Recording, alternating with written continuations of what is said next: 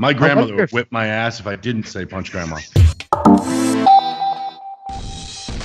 Hey everybody, welcome to episode 43 of It's Just Bodybuilding with your host Dusty Hanshaw and myself, Big Ron Partlow. And on today's episode, we're just going to ramble, have Coach's Corner, answer some questions, all that good shit right here on It's Just Bodybuilding.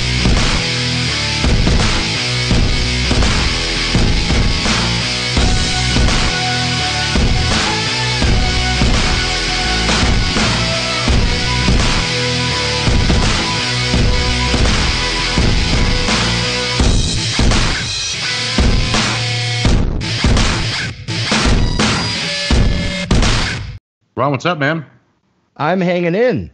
I'm trying to just focus on my own life and not look at any of the bullshit going on anywhere else.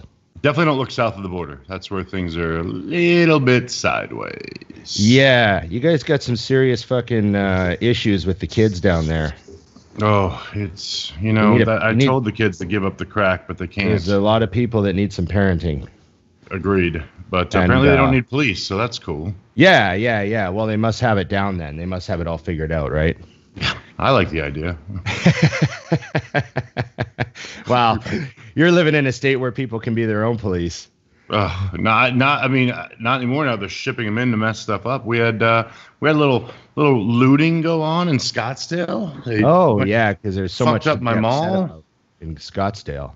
Yeah, I know. There must have been a cloud in the sky that day. That shit'll bring you down in a hurry. Definitely. Jesus. So, but yeah, no, it's been here is normal. Everything kind of went back. Once we rolled into racial problems, we forgot about virus problems, and our lives just opened right up. Yeah, I imagine that probably distracted from how many people they're letting into the gym. Well, it was funny. So we actually had last week a curfew. Because of the looting. So curfew was 8 p.m. I know this because I left the nightclub around 1 a.m. that night, and I was like, oh, fuck, missed the curfew. Oh, well. Oh, really? Yeah, no, nobody changed shit. We were out all night, and drove home. There were cars on the road. Everybody's just like, yeah, we're not going to do that. So that's fucked. No, man. I called I had a reservation at a restaurant and called them, and I was like, what am I going to do about this stupid curfew shit? And the guy was like, when are you coming? I said 7. He goes, stay as long as you want. I was like, okay, thanks. You're definitely not in Minneapolis. Yeah, they're like, whatever. I mean, literally, apparently, the thing is, we got a few things. We're driving around North Scottsdale, going from point A to point B. It doesn't really look like we're looting up anytime soon. Yeah. It's totally normal here. Gyms are normal. Masks are minimal, other than the ones that they wear to lie about who they are. But other than that, we're good to go. It is a bizarre to watch. Like some of the desperation that the media and the government is doing in all sorts of little ways. Like I shared a screenshot of a Fox News bulletin, and it said, the CDC does not feel that these protests are a health risk. However, that should not be confused with protesting the stay-at-home order. Right. Yeah. Or going to the gym in large groups or anything else. And as then long as you're just doing this, it's okay. And then there was another bulletin that was put up that I shared as well that said, we do not feel that anti-police protesting is a health risk. However, we do feel you should still stay inside and not open your business. And it was like straight face. Like it's just that's the bulletin they released. They mean it. They mean it. Yeah, it's really, really funny in like such a crazy, like that's a movie. Yeah, you want to like take it to somebody and go, you guys, you see how dumb this is, right? Yeah, like I mean that's Are we mocking them now? Is that what we're doing? We're mocking the public. That's fun. I said this is a South Park episode, right? Because that's exactly like who would have even thought to write that, think that it should be seriously read at all. There's just, hey. Yeah, no, it's freaking classic. Well, what's interesting too is you can tell. So obviously, you could tell whether you're in a Republican area or a Democratic by what's going on in the cities. Yeah. So, the Democratic cities are having the most problems, right? Yeah, well, they're still over the top with everything else, and the cities are relatively shut down, and we're trying not to make any money or be successful, or and it's all in the name of safety, but kind of like Chicago's got the strict gun laws and the most murders. It's like, at some point you got to wake up and go, oh, one does not equal the other. Well, we talked about this. Remember, I think we talked about how we were raised or something, and I was saying like I didn't really have any rules, but I was taught morals. Yeah. And when you're taught, morals, you don't really need rules. Yeah, because they're covered. You can like I was just allowed to come and go as I please. I didn't have like a time I had to be home. I didn't have any really rules, but I just knew how to, behave. Right. So it's funny that sometimes the areas that have the strictest rules have the worst problems because they're relying on rules. Your rules all fall under the umbrella of don't be an asshole. Yeah, they should. So if you don't do that, then you're set to go. But let's go with rules because that's working so well around here. That's the other thing too is it was kind of like even with the curfew, it's like it only works if people do it, and because it's so idiotic, what you have is people like me who aren't criminals. They're just like, yeah, I'm not going to do that. Yeah, because if the whole city was shut down, which some places did.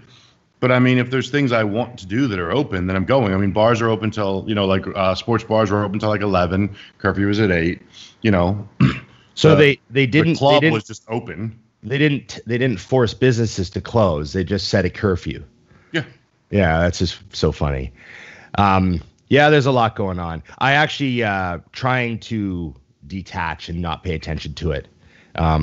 Like I said, focus on my own shit. Because I had a few days back there where I was looking at all the videos on Instagram and I was like, what the fuck is going on down there? Yeah. And do you like that post I put up about Canada must feel like the apartment over top of the meth lab or whatever? What are they? They fucking don't sleep down there. Fuck. You know what I mean? Burning their own cities down. Yeah. Making all that noise. So I mean, a lot of people are coming here though, truthfully, that are coming here just to get away and like refresh on life. It's like, oh, our place is below. Like if you're in Minnesota, you're looking for a new place to live. Like, oh, we're gonna get rid of cops. I think I'm gonna go now. Imagine how I was thinking just because I was looking through Instagram and I came across Rob Bailey's Instagram. Right. And I was like, imagine how he feels. He moved to Montana. Right. He lives out in the forest. They've just been like. Yeah. If it weren't for Instagram, they wouldn't know. Like legit, they'd be like, "Oh no, fucking way!" Like the last 3 months, like the whole thing. Yeah, it's crazy. They would not know. I mean, you can't tell me. I mean, aside from business, his day-to-day canoeing on the lake. Yeah, no one came out there like, "Oh, hey, only one canoer per canoe." It's got to be this way. I'm sorry. She's gonna have to swim back 6 feet behind you. She looks like a strong swimmer. It'll be fine. Yeah, it's just funny. You imagine that little town they live in. No, nothing even moves. Well, think about it. I mean, you can't. Did you see he had a video up chasing or driving behind an alpaca running home the other day? Yeah. Just on the road. Yeah, it's funny. That's actually the one I saw, and that happens in Scottsdale all the time as well. I've followed quite a few llamas home. It's probably someone leaving a furry party. So we got a shit ton of questions, and you got some good ones. I didn't put anything like any rules on it, so everybody's gonna kind of run here. So I think for actually nailing questions, unless it's an in-depth one, I'll read one to you. You answer, and then we'll just go to the next one. Unless I'm like, oh fuck, you totally forgot XYZ. Okay. Well, yeah, you got to add your flavor though, Dusty. Yeah. So what I'm going to do in the protection of time and getting them all, I'm going to have you read them off of my page. Okay. And I'm going to read them off of my story because you can't see those. Okay. Because I don't allow you to get in my account because you'll see my DMs and shit is wild. Yeah. And then I'll know the skills. Exactly, or lack thereof. Okay. So I'm going to roll with one quick. Okay. Here. There's Way. So thoughts on doing Winnie and Oral VAR together for prep. And then how far out would you do something like that? I just always had a rule where I never used 2 orals. Mm-hmm. It was just always my rule. The only exception to that rule would be like if I was using Winstrol tabs, like say the last 8 weeks, Winstrol tabs were, I'm not going to lie, I always thought like 8 weeks out, adding Winstrol tabs was like just awesome. Agree. Just a little bit, like even just 50 mgs a day. It's just like, fuck, it just changes how you look. Yeah. And I always gained a couple pounds and got fuller. Yeah. And it's like, was one of my favorite contest compounds. Absolutely. Winstrol was just awesome. And obviously that's because real good injectable Winstrol was like extinct, right? So yeah, it's like super, you know, and I never trusted underground Winstrol, and I just saw some terrible shots from in other. Oh, I got. We should do that at some point. I did that in 2000. Yeah. 12, I think. Yeah, that's it. You told me how 13. Bad that one was. Yeah, I still have a picture of it. It's my freaking tricep. I just put a half cc of Winnie in there, which I think was shards of glass and maybe dirt. But my arm blew up so big. It was I probably had a 26-inch arm. Yeah, crazy. And then the skin on the outside of my arm started melting off, like I had a disease. You had a burn. Yeah, like I had a burn. Exactly. Yeah. And all went away. The only downside was I was 6 weeks out. So the big fear actually was the show. Yeah. And here's a fun fact for everyone that always thinks my arms are all loaded up is my left arm is permanently doesn't look right because of it. There's just one little point, and this is why I tell guys, like, don't be assholes that think you're just going to load your arms up with shit, because I don't see anything wrong with hitting your arms, but literally it looks like I must have just dosed the fuck out of them a million times. I actually have a point in my left tricep that looks like a point. Yeah. And that we're talking about 7 years ago. Yeah, it's you got just a ball scar tissue in there. Yeah, and I mean we've broken it up. It is what it is, and it doesn't look right. So it's like I can't hit a side chest from that side anymore. When my arm is straight, it's fine. Like, yeah. You will all notice it now that I've said, look right here, because I don't give a shit. But if I was a good bodybuilder, I would not do that. Yeah. Yeah, no, so I always kept a rule, 1 oral at a time. I never saw the need to do 2 orals. I guess I'd make an exception if like you were one of those guys that couldn't get anything, or you only knew of 2 real things and everything else seemed fake. Mm-hmm. You know what I mean? Like there's obviously an exception, but I never ran more than 1 oral. And the only exception I would make would be if I was on Winstrol tabs, and then maybe like occasionally Chris would say, hey, take Anadrol for 2 days. Right. It would like, because 2 days Anadrol can fill you up a bit when you're ripped. Yeah, no, I've done that with like running Winnie and then 2 weeks of Halo. Right, but that's it. Yeah, no, that's a short blast, and it's worth the sandpaper skin. And I know that there's, it's all dose dependent and stuff. So if you're taking like tiny doses, then of course there's exceptions. But I'm just saying generally. Yeah. You agree? I do. I have nothing else to cover, dude. Plus, I think for guys, Winstrol is better than Anavar for the last 8 weeks anyways. That's my opinion. That's not even an opinion. That's just a fact of life. Okay. There was one here I wanted. Oh, here's a good one. Yes. Kick a puppy or punch grandma in the face. That's an easy one for me. Sorry, Grandma. I figured Grandma's probably seen some tough times, and she could probably take one. Grandma's probably tougher than the younger girls. My fear is that Grandma will give it back. Yeah, Grandma's probably the toughest one in the family. She's probably feisty. Yeah, she's going to look at me and be like, that's all you got, bitch? Not the first Remember that, what movie? Yeah. She's like, you might be walking over here, but you'll be limping back. That's what she'll say to me as I walk over. There we go. Yeah, the puppies are off limits, They just are. Sorry. I think my grandmother would be proud of that answer. That was like super easy to answer, Dusty. Yeah, there wasn't even a delay. My grandmother would whip my ass if I didn't say punch grandma. She's going to whip my ass either way, but at least now I got my shot in. You know what I'm saying? Yeah, that's a good point. That's a good point. You go ahead. All right. This is a good one for you, actually. We've covered it, but this is good. What do you look for in calling someone a good training partner? it goes back to the other episode when we were talking about what we look for in people that we hang out with. It's dependability. Right. So dependability is huge. Obviously, they have to train hard. That's part of the dependability, I guess, is that they want to be there just as bad as you do. Right. Which sort of, if they have that quality, then the rest sort of falls into place. Right. Like if they want to be there as bad as you do, then you know that they're not going to waste their time, and they want to be efficient, and they want to push themselves, and all that stuff sort of falls into place. So I guess dependability is huge. You also like, I also personally, I like training with someone that can roll with the punches and like has some flexibility. Right. And I think I was too rigid when I was like at a certain point in my life, I was too rigid. So if my training partner was like, "Hey, do you want to use that machine today?" I'd be no, this is the one. So, and it might not have really served me any purpose other than just mentally held me together. But so you got to want to have fun in the gym. Right. But intensity, you have to want to, prove something to yourself and all that stuff. But yeah, dependability is big. What else you got?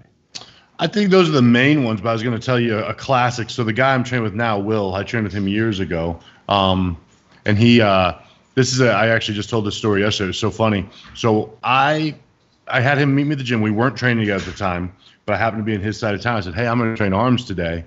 You want to meet me up?" So he does. And we're doing what they used to call a French press, which now is an overhead tricep extension. I got yelled at for that. Right? Yep. Yeah. And all of a sudden I heard the Velcro in his tricep as it tore. So I grab it, put it down. His face goes white. He walks away, comes back, and he goes, "I can finish spotting you before I go if you need." And I'm like, "No, but that was fucking awesome." I can do some rope press downs. You can go to the hospital. Yeah, it was just so funny because he was dead serious. He's like, "If you need me to finish spotting you, it's fine." I'm like, it sounded like fucking Velcro. Like I was nauseous. How bad was it? It was bad. It was. I mean, literally, when I say it sounded like Velcro, a long piece of like I had my hands on the bar and on me before he could even register what happened. Yeah. I knew as much as he did, minus the pain. But right. It was just so funny because we're talking about from the time I heard it rip to him walking back and telling me that was about 45 seconds. That's funny. And I'm did he need surgery, or was it just a bad muscle tear? It was a tear, but it didn't come off the bone. So I think he did PRP or one of those a few times and was good to go. So, but yeah, just a situation. When you're looking for a training partner, you need a motherfucker that'll tear a muscle and stay. Yeah. Or come in with the cast and spot you. Like that's, that's some training partner. I have a training partner that was injured, too much to train, but did not miss a single workout of mine during the 6 weeks. Mm-hmm. And I told him, like, dude, I can find someone else. He's like, nope. Yeah. And to be honest, he at the time was the best training partner I'd ever had. So I would prefer it be him over anyone else anyhow, because I do think that when you've had a partner for long enough, Matt, Will, are kind of my two. I know you've got a few. They know your strength. Yeah. So, it's funny how many times I've thought in my head 3 more. Just as I say that, Matt will go 3 more. Yeah. I know that I probably have 2, but I'm going to go for 3, and he already knows it's 3. Yeah. And if I get 2, he's not afraid to say 2 more again. Yeah. Come here, I can't hear. 1 sec. You bet. Dusty's taking a timeout. He's got shit going on. I mean, he took on he's renting out some rooms to some homeless people. So he's got to give them advice once in a while. Every now and then they want to get in the fucking gate. And I'm like, this is bullshit. Yeah. I know. I was telling everybody about how you're renting rooms out to homeless people. Well, I mean, homeless for the weekend for sure. I do what I got to do.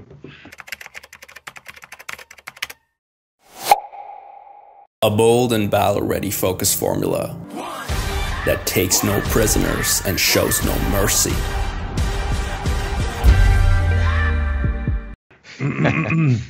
Here's one from Lee McMillan.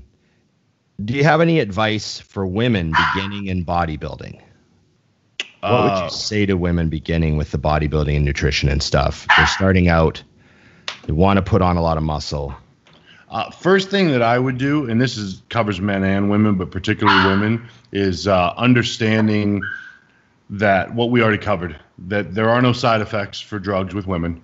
There are effects.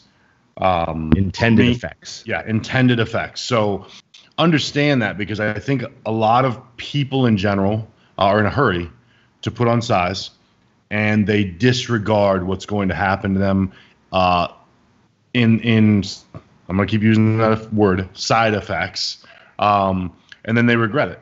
You know, it's not a race. I think the other thing is have a clear vision of what you want to look like, because I think one thing about people who compete is I've seen many women lose track of what they want to be, chasing a trophy or a pro card that doesn't mean shit.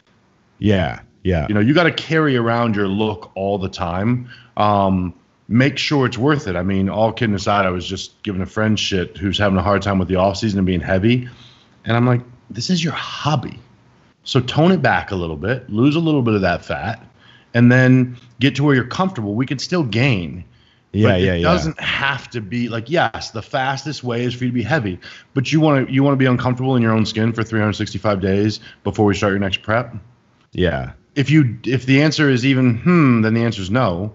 You know, so it's just don't lose track of what you want would be my big thing for women. And then, it's funny, but I've actually been turning away female clients. I'm becoming anti-gear, right? To the point that I'm against it in a lot of ways. And again, it's not my job, but I really do have a hard time when I have a client come in and I realize that what they're already doing, if they stick with me long term, it'll look like I did it. right. You know, and it's like, and you know this is true. If a man comes to you and he's taking 2 grams of test, at no point can you have him on a cycle of 500. It's not going to work anymore. Whereas if he was low dose all the time, 500 could be a ton and could be what you usually put a client on. So same with them when they come in and they're on all this shit. I'm like, fuck. I mean, I can get rid of this, I can get rid of that, but at some point I got to keep some of it because they've got so much size that they earned through drugs. Yeah. You know, I know what you mean. Yeah, tricky thing. But yeah, I mean, just be aware of everything you're getting into with bodybuilding, because I do feel like across the board, it's really acted as it's just Anavar. Right. Oh, it's we're just gonna do a touch of test. It's like, well, shit. Like, yeah. You know, a woman would normally have like 3 milligrams of test in her system. Yeah, well, that's the thing is like, I 50. I have clients who are on, HRT, TRT situations, and they have pills that they take for tests. It's a 1 milligram pill. Yeah. You know what I mean? So it's like, think of that when your coach is like, oh yeah, just take a quarter of a cc twice a week of 200 milligrams cypionate. I'm like, yeah. I actually watched like, had nothing to do with bodybuilding. It was like, I don't want to say it was an episode of The View or something, but it was something like that, like a woman's talk show. Right. And it was just on in the background in like a hotel room or something. I don't know why the fuck I watched it. And they had this doctor on, and she was talking about this new trend with like sort of, wealthy older women, who have all the, their husbands are doing HRT with their doctors. So they're optimizing their hormones, and their doctors have them on like these tiny little testosterone doses. Right. Like a dab of cream on their knuckle. And it works out to like, it's not even a dose that would even remotely do anything bodybuilding to you. It's like you said, like 1 milligram a day or something. I can't remember. And, but anyways, and they were just saying how they felt better. They were recovering a little better from their like exercise, how they put it, like normal people talk. Yeah. And then their sex drives were like through the roof, and their husbands just loved it. And I was just sitting there going, this is so hilarious to listen to these like non-fitness world people talking about like, women taking these micro doses of testosterone. But, and in our world, we see the crazy side of things. Yeah. But as far as my answer to that, I totally agree with what you're saying. My answer to that would just be on the training side. is I think any female who wants to add muscle to her body, who's new to bodybuilding, she should try to get strong. They're not trying to get strong enough. Right. They're they're in the gym for 6 months and they're doing cable kickbacks and all sorts of the stuff they see on Instagram, and that's like, nah, dude, you got to squat and deadlift and lunge, and you got to load those muscles and get them going. Like, I said this. I said to someone the other day, I said, look at the average body on a girl who's like a really hardcore gym goer, fitness world, Instagram type of girl. Right. Look at the body on her. And she's talking about adding muscle in her quotes and talking about hypertrophy and like all this stuff. And then you take the average college level female sprinter. Yeah. They have way more muscle. Yeah, they're bigger. Yeah. Way more definition, way bigger quads, way more developed glutes, because they're exerting themselves with like this maximal high intensity effort, and they're doing power cleans and deadlifts and lunges and squats. Yep. So it's like if you're a bodybuilder or in the bodybuilding world, you should have more muscle than a sprinter. Yeah, exactly. No one's ever going to mistake me for a sprinter. And if you don't, then there's something wrong with your training. You should have more muscle than a sprinter if you're in the bodybuilding world. Right. Yeah, no, agreed. And that's your thing. So if you don't, then that means you're not training hard enough, in my opinion. You're not training heavy enough. You're not pushing yourself. You got to like watch like videos of people like Olympic athletes training. They train way fucking harder than so many average people, men and women, in the gym. Oh, for sure. And that's why they look the way they do. You see a gymnast and you're like, man, that guy's so shredded and he's got big triceps, and he's never done a press down a day in his life. Yeah. But he's done like 1 million dips and he's strong as fuck, and you know what I mean? Yeah, controlling the body. I think that you nailed it too. Is I mean, this is true. When you go to a gym that's not yours, maybe, or someone new wanders into your gym, irregardless of what they look like, when they train correctly, hard, whatever, you notice. Yeah, so I notice form. I notice everybody's form. I can't help it. Yeah, I'm to the point now. It's cool where if I see that and I notice it, I always say something. Yeah, I just have to. Even if it's a quick walk by, it's like I tell people all the time. I saw this dude that just joined the gym. He's like a big kid. Looks like kind of looks like an all-American football player. You know what I mean? Yeah. And he joined the gym, and he's a new member, and he's like, "Oh, I love this gym." And I hadn't really seen him train. And the other day, I was just walking through the leg section, and he was like repping 5 plates with no wraps. Right. And I was like, "Oh shit, boy can squat." Okay. You're doing that now. Okay. Yeah. He's like, "Oh, okay, this guy's squatting like serious shit," because 5 plate squatters aren't like, how many do you have at your gym that rep 5 plates? Yeah, there's not many. Couple, handful, I don't know. Not correctly, that's for damn sure. Right. You know what I mean? I have quite a few that I'm like, please don't unrack that. Please don't unrack that. Please don't unrack that. Please don't unrack that. You're like looking around for, is Jim Fails filming this right now? Yeah, I don't want to watch it, but I hope someone at least captures it. Yeah, for sure. Yeah, you go ahead. Oh, God, yeah. All right, so up next. Ooh. I like this one. If you line up every Olympia winner at their best, what are the top 5 in order? Oh, at their best? Yes. Oh, that's tough. Well, you'd have... I have 3 in my head that are immediately hard because their best was retarded. Yeah, so I don't know. I mean, they'd all be modern guys because their physiques are just so much more heavily muscled, and without, if you're judging by current standards, it would probably be the last, 5 of the last 7 guys to win Mr. Olympia. Yep. I would say it would be 2003 Ronnie would be the winner. Yep. Second place would probably be Jesus. I mean, this is where I'm like, is it 09J or is it? I can't remember what year Phil was. So 13 retarded. Phil, maybe 13 Phil, because he did have better. There were some things that once Phil was able to beat Jay, Phil was better than Jay. Right. You know what I mean? 09J maybe next. Right. And then you got 93 Dorian. Right. You got to throw 93 Dorian in there. He won the show with straight first. Yeah, and no, he did one call out. Yep. Only he and Phil ever did that. Yeah, where they brought him out once and never brought him back out again. Yeah, and then like, I guess, I mean, Jesus, if you're into Ronnie and then you go to Dorian, I mean, you got 1992 Lee Haney. That's what's funny is when I list them in my head, I've got a few guys that need multiple spots at the same guy. Right. Because you know, I mean, it wasn't a win, but for example, 2010 Jay would be in there. Right, exactly. Against himself down the list, maybe, but yeah, you know, Ronnie would need 5 of those all to himself. I know, you know, you got 98 Ronnie, you got 03 Ronnie, you got like the different looks, you got, you know what I mean? The funny part is, and you know this is true, so in my opinion, the best Ronnie ever was the Arnold. Yeah. What was that? 99 or yeah, I can't remember which one it was.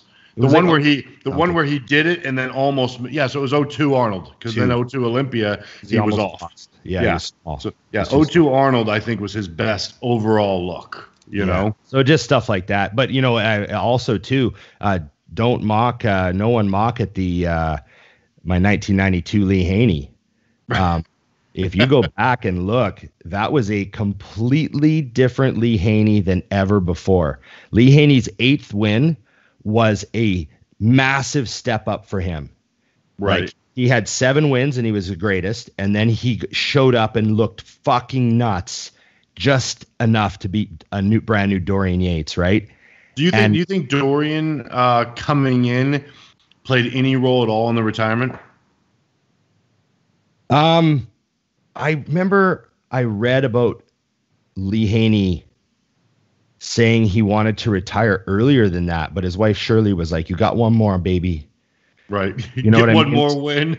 Yeah, you can retire at 31 years old. Yeah, where the rest of us still haven't turned pro yet. With 0 injuries and perfect health. Yeah, perfect health, 8 Olympias, 0 losses. Lee Haney was a bandit. Are you bored yet? You can go now. Yeah. No, so yeah, I'm a big fan of what he accomplished, and honestly, like, his physique was unfucking believable that year, and he had the tiniest little waist. Oh God, his chest was about that big. Yeah, and just like it was awesome. he was like, you know, dominant in his era, and yeah, I'm you know, I do have to skip a couple guys there just because of the size. I just don't think in that lineup their size would be enough. You know, I mean, arguably you could take out Haney and put Sean Roden in there. Right. Because, I mean, I guess, you know, theoretically that might be an interesting comparison. Yeah. Now, as you say it, I'm kind of like, huh. Because Roden's a smaller Mr. Olympia. Yep. And Haney still might beat him from the back. Oh, he would beat him from the back. So, sure. I mean, I think he'd beat him from the back. So but I think that Roden's lines are just so crazy. Conditioning at that level. Yeah. I mean, I don't know if Clydesdale's legs are as big as Roden's or not. Yeah. You're right. Roden might take that 5th spot, but I guess that's what I'd throw out there. Yeah. It is hard. It's hard though, when you're doing a comparison like that, to leave out an 8-time Olympia winner over anyone, even though you're supposed to. Yes. Is it my turn now? Yes. There's some diet stuff here. Sometimes diet questions bore me, Dusty. Do you ever feel that way? Santi's answer on Cubans eating ass was a good question. Oh. OG since 93. Actually, 91. I started early. You're all actually. Yeah. I was in there before it was cool. I thought there was something wrong with me. I didn't even want to tell my friends. Started it. I sat on ass eating like for 10 years without saying a word. Then all of a sudden everyone's talking about it, and I'm like, "Where have you been? Where have you been?"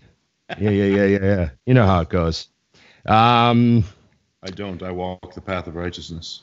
I get this question a lot, and sometimes I think, do you ever get a question, Dusty, and you're like, your answer after 30 years of training is, I don't know.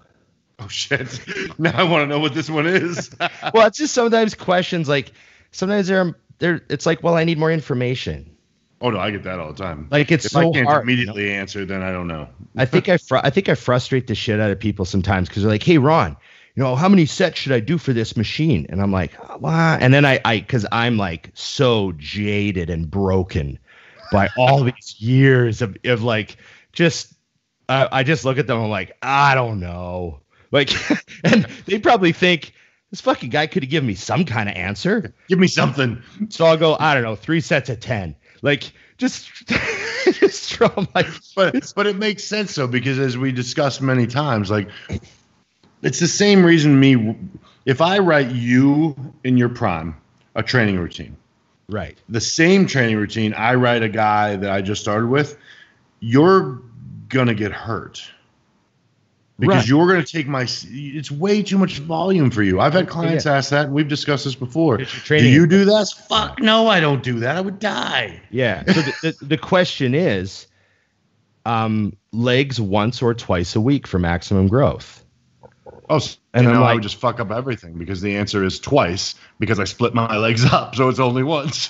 Right. And then you see that's how I'm bad at answering questions because I think of it differently. Even it's like the whole, John Meadows is like, if you ask one guy how many sets he did, he'll say 4. And you ask another guy how many sets he did, he'll say 2. The first 2 didn't count. Yeah, which is me. Right. I'm like, yeah, so it's I did 2 sets for leg press. And they're like, I watched you do 8 sets. I'm like, well, that was to warm up.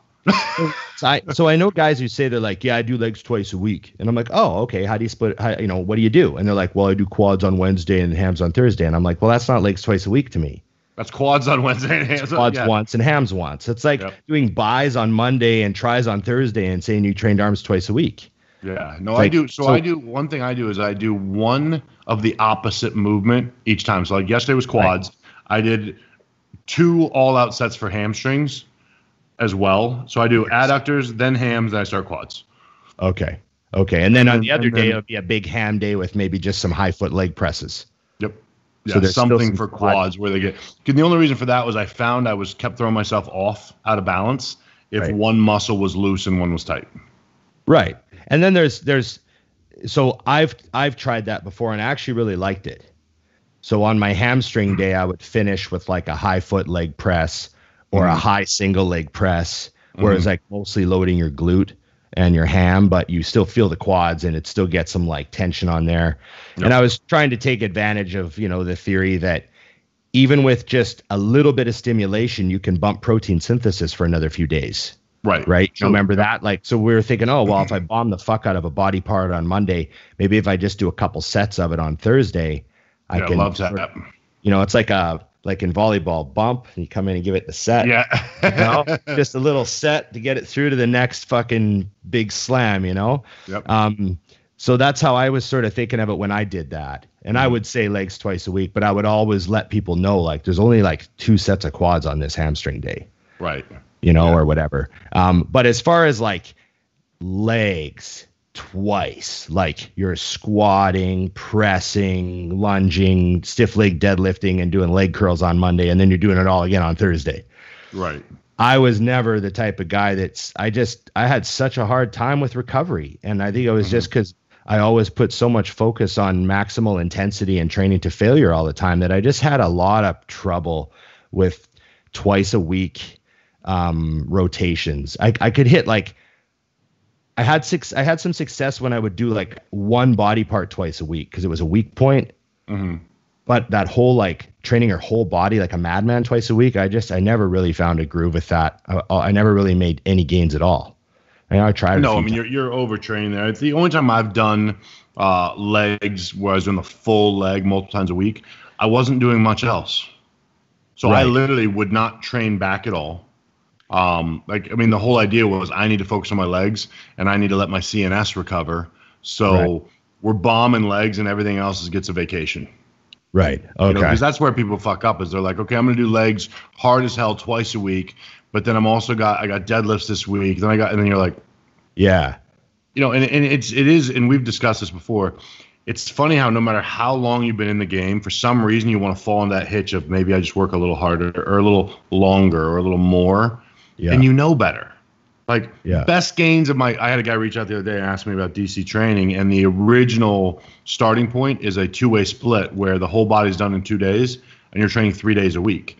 And he was like, do I need to start with that, or am I more advanced? And I said, here's what I'll tell you.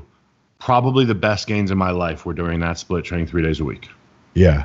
Now, granted, it was young in my career and things like that as well. But there's been times that I've looked back and been like, I wonder if I could do that again.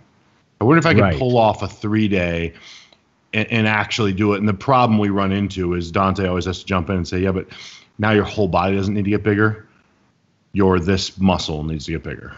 Right. So it no longer fits. But yeah, I mean, less is typically more, Yeah. So the whole 2 days a week plus everything else, you're kind of fucking yourself eventually. Right. Right. Well, if they're growing, keep doing what you're doing. Is it your turn? I got a good one for my next round. Okay. Geez. Let's see here. Well, this is an easy one. Then we'll get to yours. You miss a training day. Do you go back the next day and hit what you missed, or do you just skip it? Several things. Ron can't answer questions, people. First, I hardly ever missed workouts, and I know that I had an unrealistic focus on bodybuilding with my life. I didn't have kids and all that stuff, and I never really worked normal jobs and all that stuff. So, but I fucking just didn't miss workouts. I was thinking the other day, how many times I missed a workout and had to make up for it. It's so fucking few. Mm-hmm. There were years that went by where I didn't miss a workout. Yeah. So I don't know. That was maybe craziness, or maybe that was what I had to do. I don't know. Secondly, if I did have to, I missed a workout when we reopened the gym. We had a day that was just too busy, and I was like, fuck, I'm not gonna be able to train today. Right. So I just did that body part the next day. I would just make up for it. I would just train through my next rest day to get back on my split with my partner. Right. The only time I would skip that body part would be I remember a couple of times I had to miss a shoulder workout. Right. And I was like, you know what? My shoulder kind of hurts. I'll just skip shoulders this week. Right. And I just take advantage of the opportunity to take a week off shoulders, which I probably should have done the whole month before that. Right. So I just tried to turn a negative into a positive. Yep. I agree with that for sure. What's your next one? Most overrated or underrated exercises. I'm going to shock you. Let's go. Do you want to do underrated first or overrated? Okay. Underrated for me. What do I think is underrated? Give me yours real quick while I'm thinking. Underrated exercises, I think, are properly done hack squats. Good call. I see people bouncing off the bottom all the time. Feet too high. Feet too high. Way too much of a power movement. They're dropping into the hole and bouncing out. Literally dropping. Yeah, there's there's too much hip flexion and not enough knee flexion. So they're not quad dominant. They're doing a high foot leg press in the hack squat. Right. And bouncing out of the bottom. You got it, controlling yourself into the hole and then driving out of that stretch position is where all the torque is. Yep. And that's why hack squats are such a fantastic quad exercise. So properly done hack squats are extremely underrated. And I think they're possibly the best quad exercise you can do for some people. It's my favorite, for sure. Yeah. Yeah. Another underrated exercise. I would say biceps, cable, anything. Cable preacher curls. Yeah, anything with a cable and a bicep to me is underrated. I see everybody curling and doing all this shit. I do a standing alternate dumbbell curl to warm up, and the rest of my bicep movements are cables. Right. I just think that you can't beat constant tension for a muscle like that that you want to really focus on. And yeah, cable, like you said, preacher cable is a nasty one. Yeah, that's a great exercise. You know what? You know what else? I'm going to do those today. It's back and biceps. Another thing I'm going to do today that's underrated is I think about 1 in 10 people know how to use a lying T-bar. Yes. Yes. So they load it up with too much weight. Way too much weight. They stand up too high, and they're rowing, and yes, they're using their back, and some genetically lucky people just grow from that and all that. But I think the lying T-bar should be done flat on the pad, looking at the floor. And I actually try to touch the fucking floor with the plates because I got the long arms, so I can almost tap the floor. And I open my back up. I don't collapse over the pad and go into too weak of a position. You still got to keep your spine rigid. Yeah. But I do round forward a little bit and let my shoulders drop. You know, the spine's still straight though. And then pull right up till the plates hit the fucking pad. Yeah, elbow. That's the big thing is pull the elbow. Like everybody needs to realize their hands are just hooks. Yeah. And the elbows getting behind you is the only thing you really need to do. Yeah. And a lying T-bar row, you should think how long can I make this travel? Right. Like, I want to make these plates go from the floor to the bench, like maximum range, and open the back up and close the whole fucking back. And if you do that, you're probably going to have to take like half your plates off, which is why no one wants to do it. Yep. But that exercise is awesome. Like, it's such a simple machine. Every gym has one. You know, it does the job, man. It's an awesome piece. So on to overrated. I'm going to stick with your quads. So many. And I'm going to go with squats. And I know that sounds insane. And it's not that a squat is not a phenomenal movement. I call it overrated because people think it's the only way to build legs. Right. And then I can run down a list of phenomenal bodybuilders who didn't do them. And I'll just leave this as whoever saw Dorian Yates do a squat. Yeah. Yeah. You know, and again, phenomenal movement. Don't get me wrong, but I don't like absolutes in bodybuilding. So when people say you have to squat or you have to, I love deadlifting. You do not have to deadlift. Right. I know it works for me, but I have clients all the time. It just doesn't feel right. Wish I do. I'm like, stop doing it. Yeah. I've been, that's why I finally stopped deadlifting, because I thought, you know what, I'm retired, and I've had like 10 pretty big injuries in 30 years on from the deadlifting. Yeah. And I had my fun times. I pulled heavy for a long time and had fun with it. Not quite to your level, but I did okay. You did some moving up from weights. I did some 6 plates for reps and stuff. So I dug in, but yeah, it's just one of those things where it's not for everybody. Yep. Agreed. Not everybody's built the same. I think there's a whole shitload of overrated exercises that are complete fucking waste of everyone's time. Like dumbbell kickbacks. Oh fuck. That's the most. Well, it's not the most, but the range of motion where you're going directly against gravity on that is what, 3 inches? And that's funny. If you wanted to make a dumbbell kickback actually a good movement, you'd have to bend like way over. So if you want to make a dumbbell kickback a great movement, use a 2-pound dumbbell and attach it to a cable. Yes. Use a cable. Just use a rope. Yeah, because the cable is what made it good. The dumbbell. Or better yet, just stand up with a single rope and just do an extension behind your hip. You can mimic the movement without having to bend over at the waist. They're so just such an overrated movement with terrible tension and terrible range of motion, and also movements that are like only hard at the very peak contraction. Yeah. And then the rest of the rep, like 80% of the rep is a joke, and then just 20% of it's hard. I'm like, that doesn't seem efficient to me. Yeah. And again, that's back to why I love cables. The moment you take the weight comes off of the stack and you're holding it, you've started. Yeah. Agreed 100% with those. And lots more overrated. Fuck. Barbell benching. Oh, geez, I can't believe I didn't say that one. Yeah. I haven't barbell benched since I was 19 years old. For everybody wondering, I'm 700 now. Yeah, I feel 700. Sorry. But no, I mean, it's been, almost 2 decades. Yeah, crazy overrated exercise. Not if you're a surgeon. Awesome exercise if you're a surgeon. You want people to come in and repair their pecs. then full range is what I suggest, and feel free to drop that negative. There you go. There you go. All right, here's a good one for you, and I know the answer, but I want to hear a little bit about it. What's the biggest push-up in body weight you ever did, and at what age did you do it at? Oh, that's an easy one. It was 2009. I worked with Chad Nichols. I've told this story a few times, so I won't tell the whole thing. I'll just give the Coles Notes.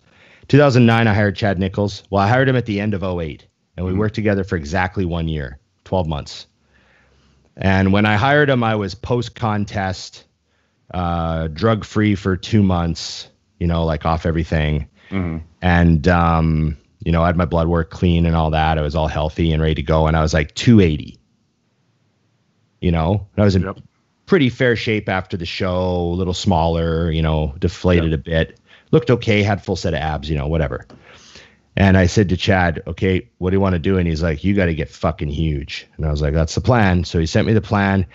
And so I guess I went November, December, January, February, March. So in 5 months, I went from like 282 to 333.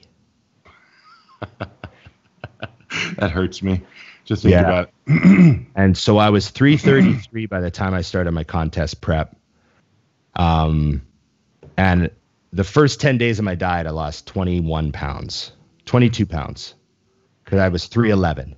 Right. After 10 days of dieting. And I said to Chad, I'm like, I just lost 22 pounds. He's like, yeah, that's just the water and, cutting out the insulin and just going on lower carbs and being in a calorie deficit and doing your cardio. And that's normal. And I was like, what'd you look like at 311? We fucking way better than 333. Yeah. Like at 311, I was like, oh shit.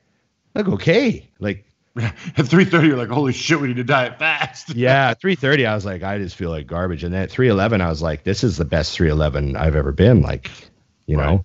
Yeah. So yeah, that was the biggest push up in weight I ever did. So what is that? 282 to 333, we'll say. I mean, Jesus fuck, that's 50 pounds. Yeah, it's absurd.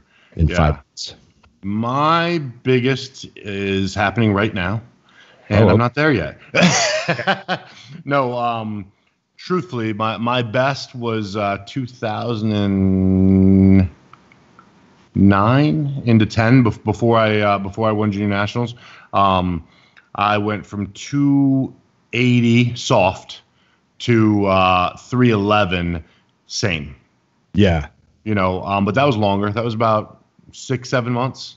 To get there. And it was just, I mean, truthfully, and I know people have a hard time with understanding this, I did not miss a grain of rice in 7 months. And had many, many battles at the table where the food was sitting in front of me and I didn't want to take the first bite, let alone eat all of it. And unfortunately, I don't do good with junk food when I'm pushing food, because the moment I eat something bad, I can't eat any more meals. Yeah. So I live off of rice, chicken, steak. You know what I mean? We've tried to pepper other things in to help. And the only time I could do it was end of night. So like that was one of the Dante tricks for my last meal, because I always had a hard time eating meal 6, 7. He would say, "Okay, go buy 36 chicken wings and watch a sporting event. They'll go away." So I would just load them up and sit there and just start watching something, and before you know it, they're gone. Because who can't eat chicken wings when they're watching sports? Yeah. And I did that on the regular, but now I'm attempting to beat that, and we'll see. But fuck, it's a lot of food again. I remember I did the math. I did the math on that, and it was like a third of a pound a day I gained. So what? Absurd. There's 32 ounces in 16 ounces in a pound, or 32 ounces 16. in a pound. Yeah, 16 ounces in a pound. Yeah.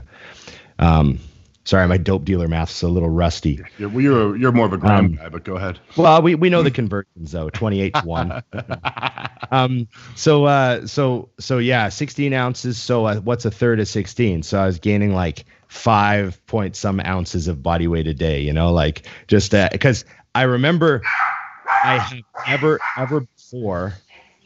I would have never before and never since ever gained weight every single time I weighed myself. Oh God, yeah, I've never done. Chad would have me weigh myself the morning after every day off. Right. because every day off was my big food day. I think I told that story with the insulin and all the carbs. So every day back to the gym, I would weigh myself. So that was every like Thursday and every Monday. Right. And it went up every single time for 5 months. Did you catch on like a month or so in and start wondering what time it was going to drop? No, I started saying to Chad, I was like, holy fuck, I'm starting to do my CDC modeling of the body weight curve is showing that we're going to have a very big, like I kept saying, like, how long does this go on for? Right. And he'd just be like, until we're done. They'd be like, how long do I just gain weight every fucking day? Right. And he's like, well, when does your diet start? Yeah, that's the day it'll stop, because we're going to go down then. And I was like, holy shit. And I just kept getting heavier and heavier and heavier. And we've all had off seasons where you blow up, but we all know that you don't gain weight every day. It goes up. It's like the stock market. Yeah, and I'll drop 7 pounds one day and be like, what the shit? Yeah, but I put on 50 pounds in 5 months. So like every time, I mean, I worked 2 nights a week back then, right? I used to bartend Friday, Saturday night. Right. So like every week I went to work. Someone was like, you're bigger. And then like someone would come in. It doesn't even make sense. Yeah, like someone who hadn't seen me for 4 or 5 weeks would come into the bar and be like, hey, Ron, holy fuck, what are you eating? Like it was just, it was comical. It was comical. That's the best feeling though, because then I do like when someone will do that. They're like, wow. I mean, I don't care how long you've been in this. When someone says, holy fuck, you're bigger, you're like, and you are, but it definitely helps because you're like, okay, it's visible enough that someone who sees me relatively normally has to say something. I remember too, there was one vivid time I had a 4XL sweatshirt. Mm-hmm. And it was a Powerhouse sweatshirt, 4X. Right. And I remember I actually got big enough that I stuck my arms out one day and it was a little too short. And I was like, fuck, do I need a 5XL Powerhouse gym sweatshirt? Do they make them? I've never thought I was going to reach a point where I had to worry about a size bigger than 4XL. Well, especially when it's a Powerhouse. It's not like it's from... Yeah, they're all big, yeah. Yeah, like they're already big. It's one of those big Gildan hoodies or whatever the fuck it was. It's just funny. Okay, go ahead. You got one? You're up, dude. That was mine. I'm up. You're up. It was such a good question. I assumed it was mine. Yeah, that's a valid point. What are some beginner mistakes that you made early in your bodybuilding? Anything, health, supplements, PEDs, training. The biggest thing I made was overcomplicating in the beginning. Do that lots. So it was just doing too much. I think, and I'll say that with the training more than anything. If I could go back, I would do exactly what you said to the ladies, and I would have been obsessed about getting stronger. Those first couple of years I was training, prior to even being a bodybuilder, I would have been obsessed with being stronger, where I was using all the equipment and making sure to prioritize my triceps because I wanted them big, and you know what I mean? I get it. I agree with that for most people. I think, is that it? You're done? You're done with mistake? Done. That's it? Oh, okay, easy, short list. Mistakes. I don't know. I did pretty good when I was young just by getting in the gym with like aggression, It's hard to make mistakes. It's hard to say anything's a mistake when you're in grade 9. Right. Like, but I guess like through high school and stuff, I don't really think I made any mistakes. There's no mistakes to be made when you're that age. You're training and eating and growing and you're doing your best. I'd say that you start getting in the area of like things becoming mistakes when you're getting very serious about competing. Right.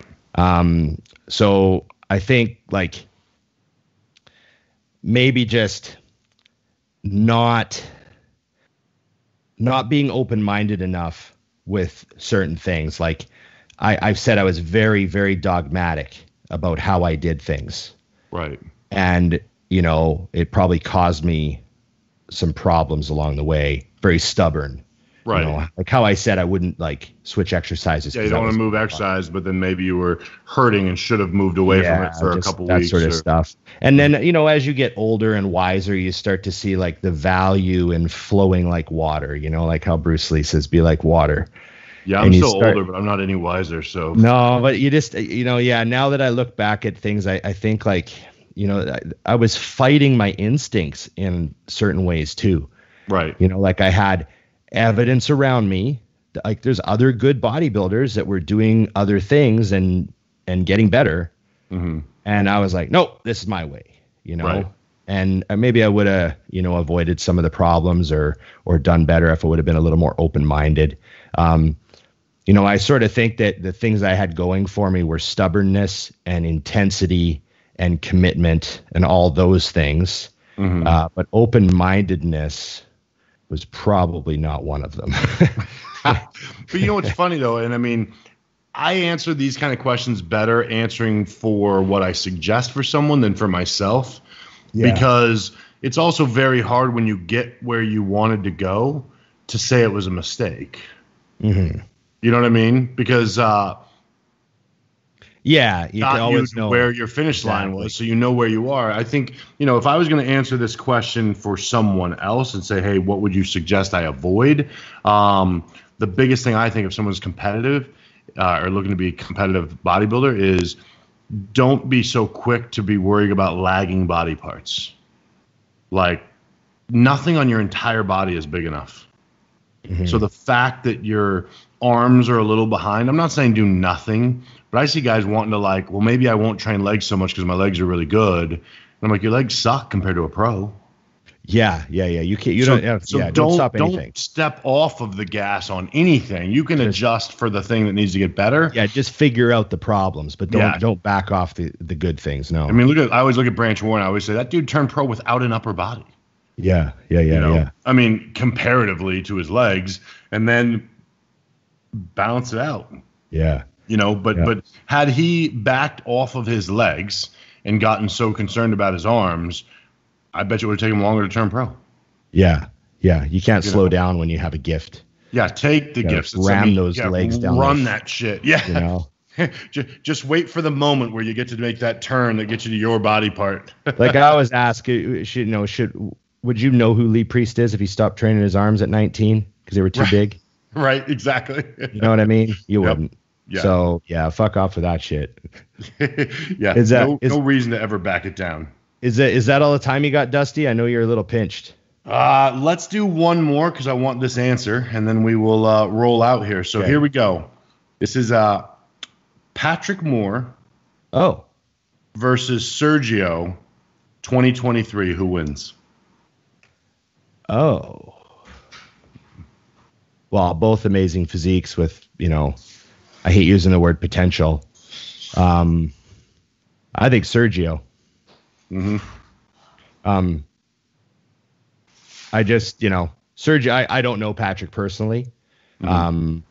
So I'm only guessing just because I know Sergio and I know how serious he is and aggressive he is. And